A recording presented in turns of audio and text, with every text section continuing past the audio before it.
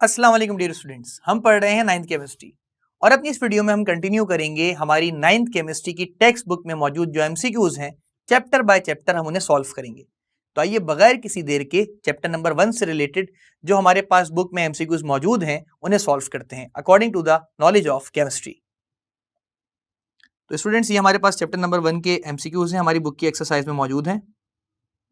इसमें सबसे पहला एमसीक्यू हमारे पास लिखा है the branch of chemistry which deals with hydrocarbons, definitely organic chemistry है, तो इसका करेक्ट ऑप्शन है option C which is organic chemistry. Second MCQ हमारे पास है the atomic mass of an element expressed in grams. किसी भी एलिमेंट का अंदर जो एटम होता है उसका जो एटॉमिक मास है अगर वो ग्राम में एक्सप्रेस किया जाए तो उसे कहा जाता है ग्राम एटॉमिक मास, और वो बेसिकली हमारे पास मोल को रिप्रेजेंट करता है। Which of the following can be separated by physical means? हमारे पास फिजिकल मीन्स के थ्रू यानी फिजिकल मेथड्स के थ्रू मिक्सचर्स को अलग किया जा सकता है, जबकि एलिमेंट, कंपाउंड और सब्सटेंसेस को अलग नहीं किया जा सकता। The molar mass of H2SO4, यहाँ मोलर मास की बात हो रही है, तो इसका मतलब हमें पहले H2SO4 के एटॉमिक मासेस में जो एलिमेंट्स मौजूद हैं इनके एटॉमिक मासेस का पता होना जरूरी है।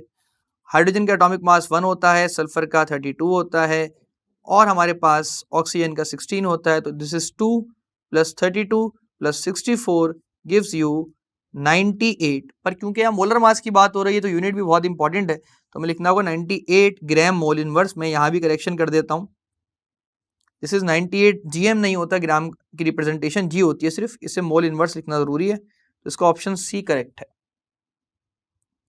The molecule consist of 2 atoms, उसे डायटोमिक मॉलिक्यूल कहते हैं हम।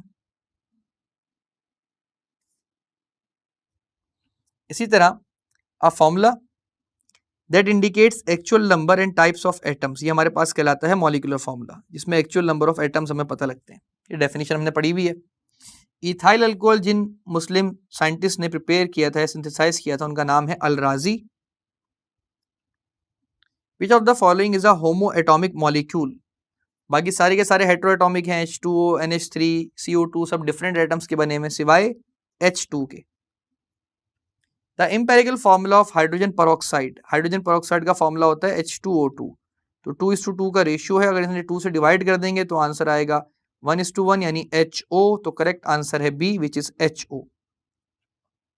अ piece of matter in pure form is termed as substance. तो हमारे पास ये थे MCQs related to chapter number 1। अब बारी है चैप्टर नंबर 2 के एमसीक्यूज की, आइए देखते हैं। Number 1 MCQ, in an atom number of protons and neutrons, कह रहे हैं भाई अगर हम प्रोटॉन्स को और न्यूट्रॉन्स को आपस में ऐड कर दें यानी Z+N कर दें तो हमारे पास क्या आएगा, हमारे पास आएगा मास नंबर, और मास नंबर को न्यूक्लियॉन नंबर भी कहा जाता है, तो इसका करेक्ट आंसर है B which is number of nucleons, क्योंकि हमें पता है प्रोटॉन और न्यूट्रॉन दोनों न्यूक्लियॉन कहलाते हैं। फिर if proton number is 19 electronic configuration will be, अगर प्रोटॉन 19 है और एक न्यूट्रल एटम है तो इलेक्ट्रॉन्स भी हमारे पास इलेक्ट्रॉनिक कॉन्फ़िगरेशन के थ्रू ही बैलेंस होंगे। हमें पता है कि पहले शेल में 2 इलेक्ट्रॉन्स आते हैं, फिर 8, फिर 8, फिर 18, फिर 18, फिर 32, ये हमारे पास एक नॉर्मल पैटर्न है। पर क्योंकि हमें 19 इलेक्ट्रॉन्स का काउंट पूरा करना है तो उसका करेक्ट ऑप्शन है B which is 2881। If nucleon number of potassium is 39 then the number of neutrons will be, आसान सी बात है, पोटेशियम का एटॉमिक नंबर होता है, ये आपको याद होना चाहिए, वैल्यू 19, तो 39 - 19 गिव्स यू 20, तो इसका करेक्ट ऑप्शन है 20। The isotope carbon 12 is present in abundance, ये हमारे पास बुक में डेटा मौजूद है 98.8%। Electronic configuration is distribution of electrons, electronic configuration electron की डिस्ट्रीब्यूशन होती है जनाब। Which one of the following is most penetrating, electron, proton, alpha particles या न्यूट्रॉन, करेक्ट ऑप्शन होगा neutron. How many subshells in L shell, second shell में कितने subshells होते हैं, 2 S एंड P, अगर आपको पता हो तो।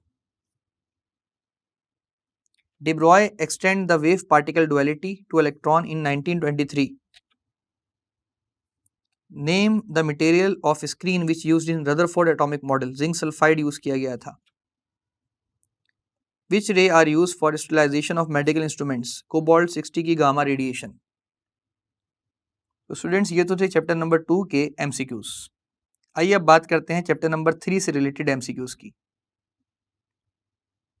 In 1869, Mendeleev put forward his periodic law about atomic masses, जिसमें उनकी स्टेटमेंट थी the physical and the chemical properties of the elements are the periodic function of their atomic masses. The periodic table divided into SPDF blocks based on electronic configuration. Option है B. Fourth and fifth period in the periodic table are known as long period. क्योंकि हमारे पास 1 जो है वो shortest period होता है, 2 और 3 short periods होते हैं, और आपके पास 4 और 5 जो है वो लॉन्ग पीरियड्स होते हैं, 6 लॉन्गेस्ट पीरियड है और 7th इनकम्प्लीट है। फोर्थ एमसीक्यू पे आते हैं, विच one of the following decreases along the period. हमारे पास पीरियोडिक टेबल के ट्रेंड्स हमने पढ़े हैं, तो लेफ्ट टू राइट की बात हो रही है और लेफ्ट टू राइट ट्रेंड की बात हो रही है, तो यहाँ पे हमारे पास जो एटॉमिक रेडियस है, एटॉमिक रेडिया है, ये डिक्रीज होते हैं। बाकी सबके सब इंक्रीज होते हैं, वो इलेक्ट्रोनेगेटिविटी हो, इलेक्ट्रॉन एफिनिटी हो या आयोनाइजेशन एनर्जी हो। The elements of group 7a are known as halogens. According to Moseley, the chemical properties of the elements are the periodic function of their atomic numbers. Shielding effect MCQ number 7 same रहता है across the period, left to right horizontal row में. Ability to attract shared pair of electrons is called electronegativity. आइए 9th MCQ को देखते हैं। In group, electron affinity values decreases from top to bottom. Top to bottom electron affinity की values periodic table में decrease होती हैं। वजह है atomic size। क्या होता है atomic size के साथ? तो definitely हमारे पास atomic size जो वो increase होता है top to bottom number of shells के बढ़ने से। All transition elements are metals. सब के सब metals होते हैं। तो स्टूडेंट्स यहाँ पे हमारे पास चैप्टर नंबर 3 के MCQs होते हैं वाइंड अप। आइए बढ़ते हैं चैप्टर नंबर 4 के MCQs की जानिब। An example of ionic compound is NaCl. NaCl एक ionic compound है, बाकी सबके सब हमारे पास कोवेलेंट compounds हैं, जिसमें हाइड्रोजन, मीथेन और नाइट्रोजन गैसेस की एग्जाम्पल शामिल है यहाँ पे। ये ऑप्शंस हैं। Interaction between highly electron deficient hydrogen and highly electronegative atom, hydrogen bonding कहलाती है। अगर आपको पता हो तो हाइड्रोजन जो है जब वो इंटरेक्ट करता है पार्शियल पॉजिटिव सिस्टम के साथ टॉप मोस्ट इलेक्ट्रोनेगेटिव एटम्स के साथ, नाइट्रोजन, ऑक्सीजन और fluorine. 2 fluorine atoms share 1 electron each in their outermost shell to achieve electronic configuration. वो चाहते हैं कि वो नियॉन की तरह बन जाएं, क्योंकि उनको अपना ऑक्टेट कंप्लीट करना पड़ता है। पीरियड नंबर 2 में पाए जाते हैं। हम बता भी देते हैं आपको, lithium, beryllium, boron, carbon, nitrogen, oxygen, fluorine और नियॉन। तो फ्लोरीन चाहता है मैं नियॉन की तरह बन जाऊं, अपने आखिरी शेल में 8 इलेक्ट्रॉन्स कंप्लीट कर लूं। Number of electrons lost by atoms of group 3a के डेफिनेटली इलेक्ट्रॉन्स लूज हो रहे हैं एलिमेंट्स के, तो 3 ही इलेक्ट्रॉन लूज होंगे। ऑप्शन सी है। Atoms which loses 2 electrons from its outermost shell to form ion. यहाँ पे ऑक्सीजन एटम लूज नहीं करता इलेक्ट्रॉन्स, 2 इलेक्ट्रॉन लूज नहीं कर सकता, नॉन मेटल है। पोटेशियम 1 इलेक्ट्रॉन लूज करता है, कार्बन भी नॉन मेटल है। बचा ऑप्शन सिर्फ मैग्नीशियम, क्योंकि Mg+2 बनाता है, अगर आप सबको पता हो तो।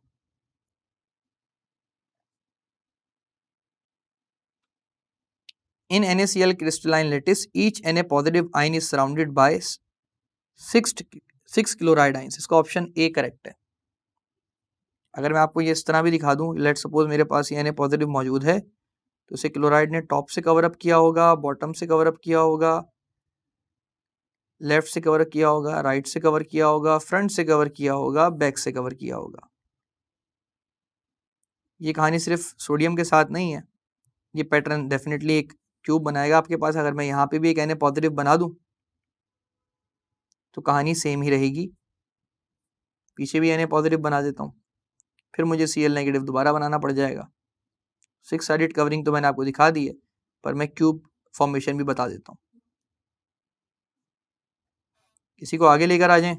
Na पॉजिटिव, इसे ज़रा सही कर लेते हैं। Na पॉजिटिव, यहाँ सामने Cl नेगेटिव, ये बॉन्डिंग हो गई, ये बॉन्डिंग हो गई। इधर Na पॉजिटिव लेकर अगर मैं आ जाऊँ तो ये भी मेरे पास एक क्यूब बन जाएगा।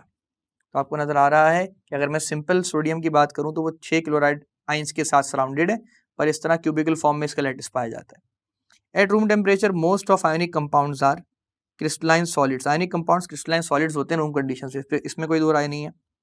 Tendency of atoms to acquire 8 electrons, ये आपके पास कहलाता है रूल ऑफ ऑक्टेट या ऑक्टेट रूल, और यही 2 इलेक्ट्रॉन्स होंगे तो डुप्लेट कहलाएगा।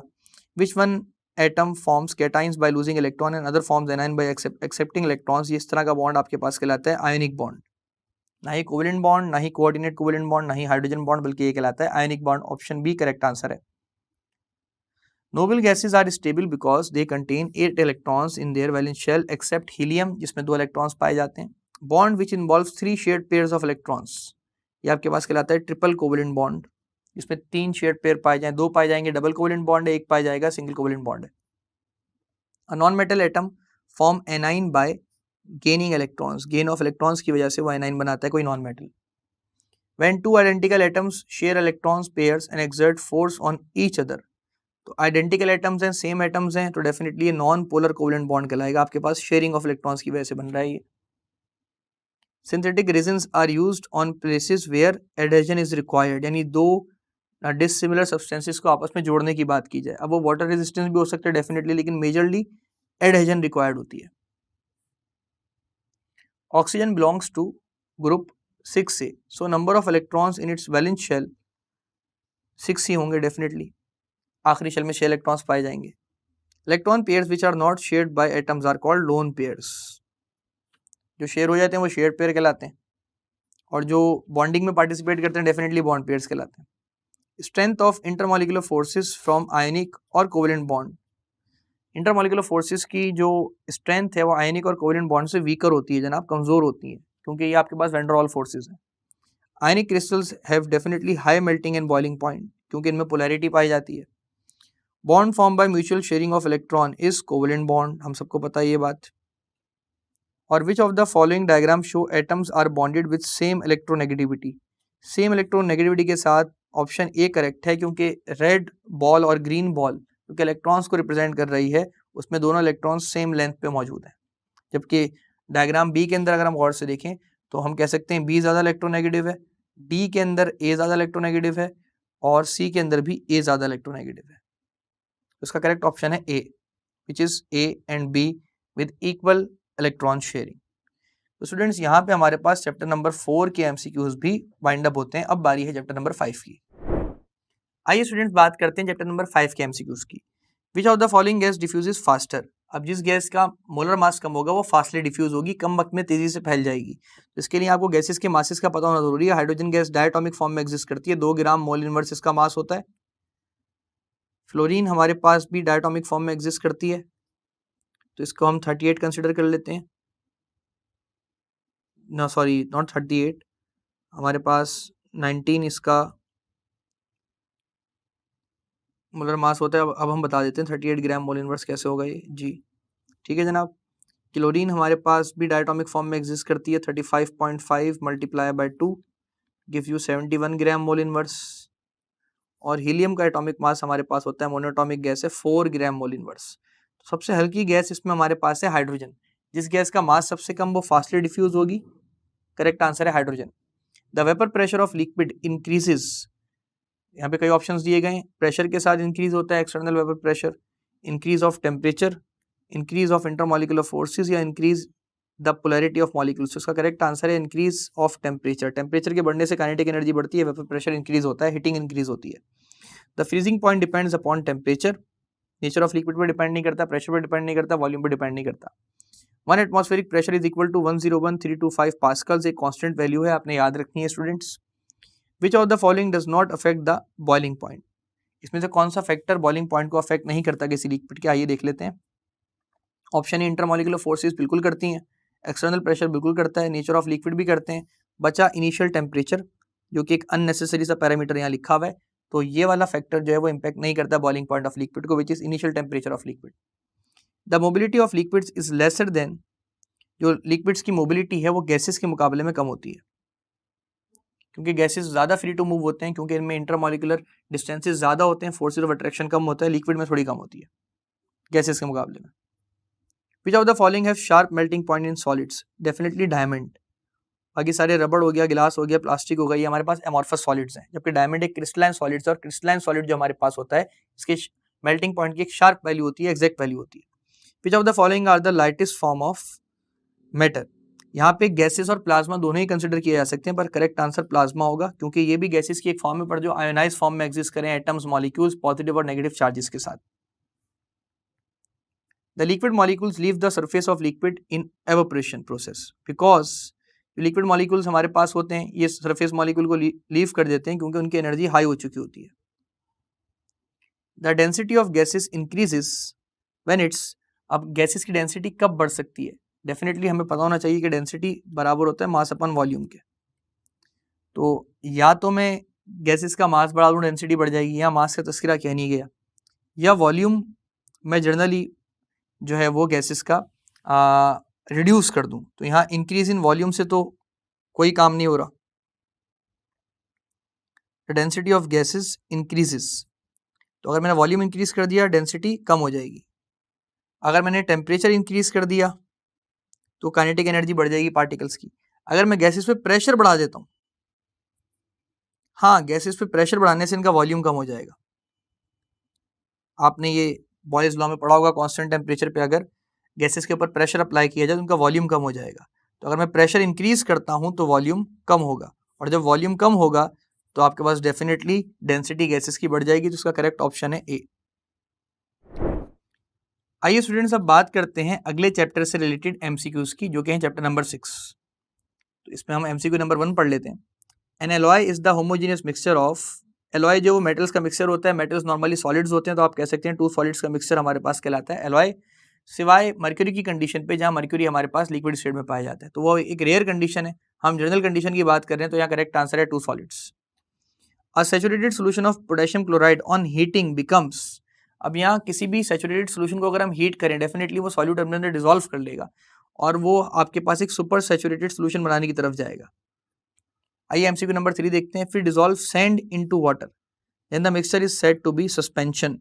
सैंड वाटर में डिसॉल्व नहीं होती, हेटेरोजेनियस मिक्सचर आपके पास कहलाता है suspension. Solubility is usually expressed in grams, MCQ number 4, of the solute dissolved in dash gram of a solvent. इसकी एक जनरल डेफिनेशन है 100 grams of a solvent. Examples of heterogeneous mixture is sand and water, ऊपर भी हमने पढ़ा था। MCQ 6, 2 moles of sodium chloride is equal to 117 grams. इसका answer हमने कैसे निकाला आपको बता देते हैं। 23 एटॉमिक मास होता है सोडियम का, 35.5 मास होता है क्लोरीन का, 58.5 ग्राम मोल इनवर्स मास आ जाएगा सोडियम क्लोराइड का 1 मोल का। लेकिन यहाँ 2 मोल्स की बात हो रही है, तो 2 multiply by 58.5 gives you 117 grams. तो करेक्ट ऑप्शन है D. Molarity of a solution which is prepared by 40 grams sodium chloride in 500 cubic centimeter of solution is option C 1.36 molar कर लेते हैं हम इसे सी बना के, क्योंकि हम प्रिंटिंग है हमारी बुक के अंदर, तो हमने इसे करेक्ट कर लिया। वो कैसे ये भी बता दें आपको। मोलैरिटी का फॉर्मूला होता है molarity is equals to mass upon molar mass multiply by volume in litre और DM cube.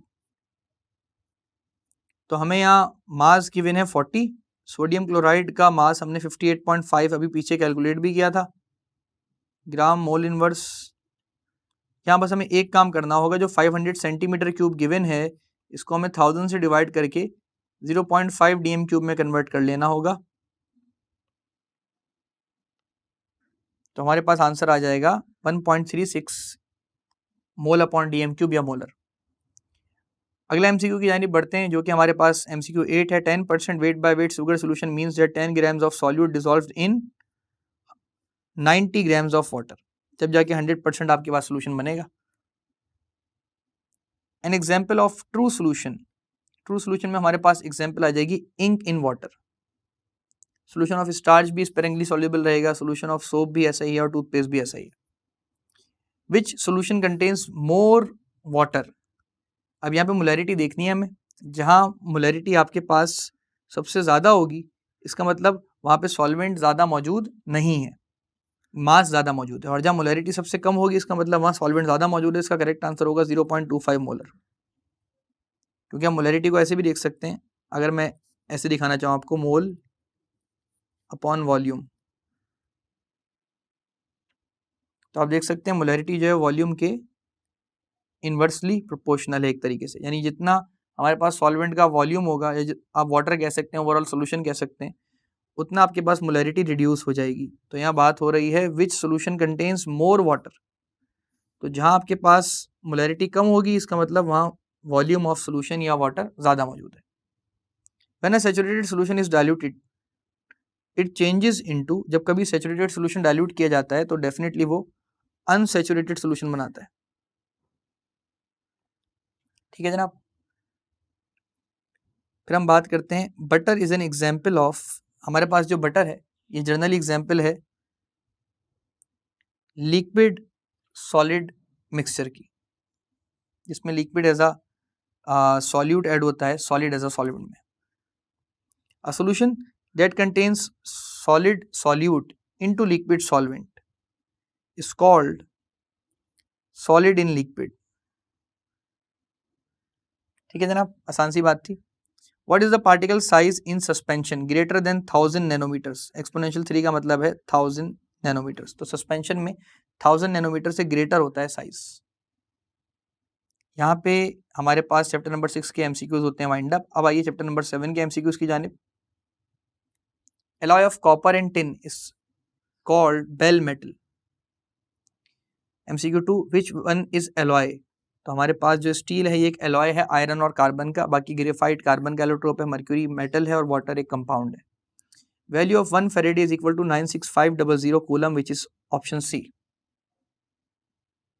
Which one is non electrolyte, non electrolyte हमारे पास कौन है, जो ऑर्गेनिक कंपाउंड है दैट इज यूरिया, बाकी एक्वस एसिड, एक्वस सॉल्ट और aqueous molten NaCl या मोल्टियम KCl भी हमारे पास जो है ये एक इलेक्ट्रोलाइट है। Which one is an oxidising agent, हमारे पास हेलोजन ऑक्सीडाइजिंग एजेंट्स होते हैं, बात हमें पता है, तो हेलोजन एक ऑक्सीडाइजिंग एजेंट है यहाँ पे हमारे पास। Which one is reducing agent, metals हमारे पास रिड्यूसिंग एजेंट्स होते हैं, सल्फ्यूरिक एसिड एक ऑक्सीडाइजिंग एजेंट है, नाइट्रिक एसिड भी एक ऑक्सीडाइजिंग एजेंट है, आयोडीन भी एक ऑक्सीडाइजिंग एजेंट है। Which one forms weak electrolyte solution with water, weak acid which is acetic acid, vinegar कहते हैं हम इसे। HCl एक स्ट्रॉन्ग एसिड है, KOH एक स्ट्रॉन्ग बेस है, NaCl एक स्ट्रॉन्ग सॉल्ट है।